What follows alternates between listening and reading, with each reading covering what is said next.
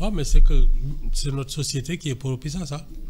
Xam nga ñun déjà dans nos coutumes ay affaire sarax ak yooyu dafa bokk ci ñun li ñu gëm ah sooy sarax nag il faut nga fekk yelwaankat su dee dëkk boo xam ne nit ñi sañ nañu léeg-léeg jël ay 10 mètres bassin dem fekk benn waay bu toog nii rek toog ba jaaxle nga ne ko jàpp parce que sa sëriñ la ko la mendicité n'arrêtera pas. parce que lu moo tax Sénégal di importer ay mandiant ci réew mi parce que bu ñu gis ci tali bi nigérien vendredi bu ne nit ñi dañuy raakaaju di joxe. nigérien yi ni ñu bëri ci réew mi dafa doy waar ci partout Blaise Diagne vendredi bu ne di def ay seen voile ak yooyu taxaw ni ñu bëri yolaan ci mbedd bi sax bu leen constaté duñu làkk dégguñu wolof. vendredi bu ne waaw dañuy sax loué ay séex. ay séex waaw déet waay xam nga sarax séex loué xam dañuy sarax dañuy loué ay séex. yooyu la de dañuy sarax ay séex moom. waaw mais parce que loolu dafa am. non ce sont les croyances sociales qui sont la base de ça. mais dans d'autres pays c'est organisé soo demee ay li Maroc dafa mooy li nga xamante ne ku bëgg a saraxe da nga koy indi bàyyi ko foofu teg ko. mu jox ko néew ju doole yi. si mosquée yi ak yooyu. est-ce que mun ko organiser. mendicité bi Alassane waaw. on doit la bannir. Le meilleur moyen de gagner quelque chose c'est de travailler. dégg hein mendicité dañ ko war a bannir parce que pour moi il y a une manière de faire l'aumône mooy nga am fondation. am xaalis. ça wax fa yow lay wax. def ko fa.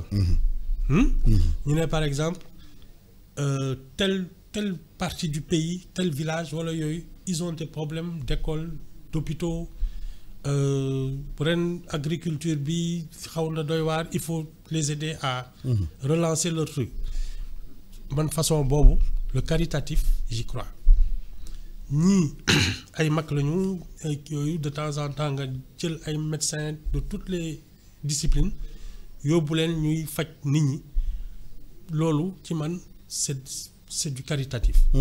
mais tëdd sa kër mu neex la nit ñi rang parce que dañuy naan chaque vendredi da ngay joxe ay 5000 ak i 10 000 mais ça encourage la mendicité il faut la bannir. waaw parce que nu mu amee fii ci Sénégal dafa xaw a ëpp dayoo boo demee ci sous-région bi pourtant maanaam yelwaan bi barewul noonu te xam la moo gën a paradoxal gouvernement Niger dafa interdire mendicité à Niamey mandiant bu ñu fa jàpp dañu léew si benn camp. nga dem liggéey. bien sûr ñooñu daw nag ñëw toog Dakar.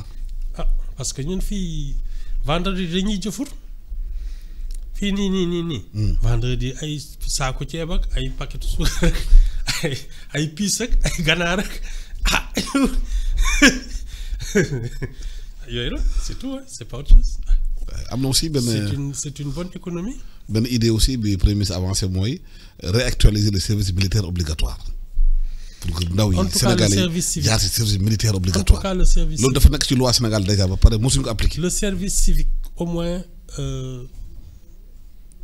servir son pays pendant 18 mois ou 24 ça moom surtout que c'est l'occasion d'inculquer les valeurs de la République. surtout fu ñu toll ak réew mi ñi nga xam ne amuñu métier c'est le moment de les former mais ça devrait être obligatoire. Mais moi je suis convaincu que obligatoire moom ce sera valable pour les uns mais pas pour les autres am na fi ay famille yoo xam ne soo leen ne sa doom dafa war a dem service militaire ba ñu génnee la ñoom si yax bu rëy bi. mais ça c'est le pays c'est la République. tolérance zéro de mooy li ma la wax rek c'est ça ça n'ira nulle part. parce que loolu dafa nekk ci loi Sénégal te dafa baax ci réew mi ñu jàngal xale yi civisme. amoon na est-ce que vacances yi muy organiser ay camp de vacances. amoon na beneen loi sur les cérémonies familiales mës nañ ko fi appliquer. waa fii de ku la neex bâche. voilà baada télé bi def la neex. voilà surtout boo ñibbisee mag. tegle ay tànk di. jóge mag sax dem baalu ji ak ba pare ñëw di Dakar ak beneen ak bu bees. di baatare toog ñëpp toog ngay joxe ay or ak ay xaalis ak ay kenn xam c'est comme ça. mais il faut bien commencer yow quelque part il faut ñu def dara parce que mënuñ toog rek di daan defoon nañ fii amuñ fii du ñu def dara. man daal awma mandat électif. sama liggéey yëpp mooy li fi xew ma nettali ko. waaw mais service militaire obligatoire lan lay def ci réew lan importance la am pour jeunesse de. militariser la société pour man d'abord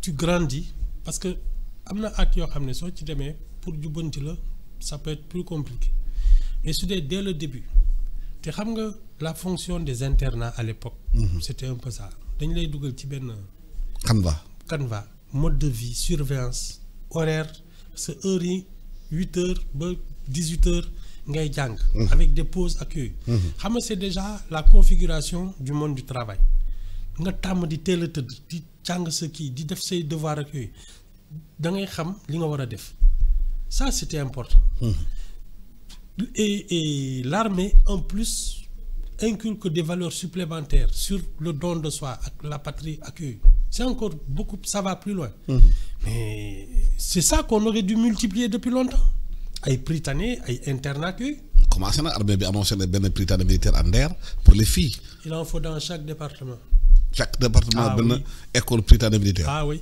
man le plus simple c'est que même dans comment on dit ça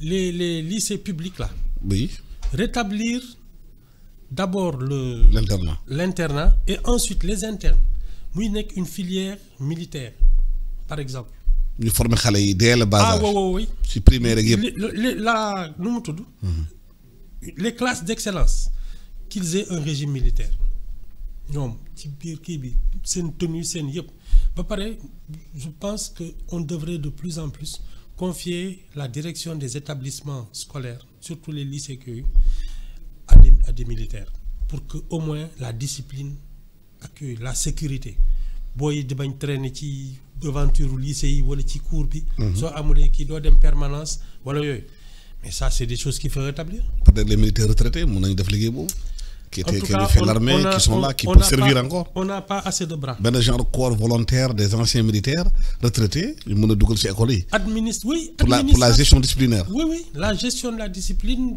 la marche du truc et puis une filière d'excellence avec cette option de servir l'administration mais militarisée. Oui, il y a aussi des lycées d'excellence ñu créé Sénégal mooy les LUNAC là commencé na Fatick ak yeneen dëkk yi loolu aussi c'est une réponse par rapport à la situation du pays. Il faut militariser cette société loolu moom dama ko gëm pour que ceux qui vont dans le service public Alassane dafa am yoo xam ne ay transport public ay l'énergie l'eau la santé même l'éducation l'administration sur plein de domaines la rigueur militaire xam ne yow tu as le sens du devoir doo xalaat grève doo casse augmentation de salaire doo xataraayu c'est ce qui nous manque ñun léegi dañu gaaw a yebbeeku wayaa yooyu moom dañ ci gaaw non mais et les villes garnisons yi nga doon wax ci région yi. par rapport à la sécurité yi nekk ci rajo. boori Kédougou sur les frontières. boori Kédougou boori kii parce que temps yii ñu ngi dégg ay attaques yu am foofu temps yëpp ñu ngi dégg attaques à main armée dans certains hôtels yooyu ak affaire yooyu. dafa mel ni dafa may ay nañu bàlloo kaddu ji ay woyu dugg ci dëkk bi yore ay armes di attaquer hôtel di attaquer kii Touba Gaz. Touba kii temps yi passé. tey rek wala dans les journaux là un groupe de 10 personnes armées. ville garnison en plus. xam nga armée dafa am ay spécialité. Est-ce que loolu c'est pas des signes c'est pas des alertes par rapport à la sécurité du pays. C'est le laxisme rek c'est le laxisme parce que fii il y a des renseignements il y a toutes sortes de choses des enquêteurs ak yooyu qui peuvent te permettre suñu jubloo ci benn sujet fii ku fi rëcc ci police la neex les renseignements là ñun on a toutes sortes de renseignements militaires police gendarmerie lu ne si tu passes ay douane ak yooyu. soo rombee renseignement yi nga xam ne ponkal nga non pour man surtout que les villes garnisons là chaque domaine peut avoir une spécialité. Je pense que non c'est comme les Britanniques c'est comme toutes les choses. Mais un pays s'organise. et se spécialise région yi quoi en fonction de notre potentialité. Le potentiel et surtout l'activité militaire il y en a différentes yi ay médecins lañ ñi ay. ingénieur génie militaire ku ci nekk mais ñu nga xam ne ñii c'est de l'administration de la comptabilité il y a de tout dans l'armée. Il faudrait pouvoir avec des villes garnisons avoir des instituts supérieurs militaires pour ça qui forment les officiers à une filière parce que je ne vois pas de gisuma échappatoire il faut que ñu gëm ne nous sommes tous des républicains. république moo ñu war a gën a ñor. parce que leneen lu ñu fi jéem dañuy nax suñu bopp. les petits pays faibles là nga xam ne amul discipline amul dara mais ils vont disparaître.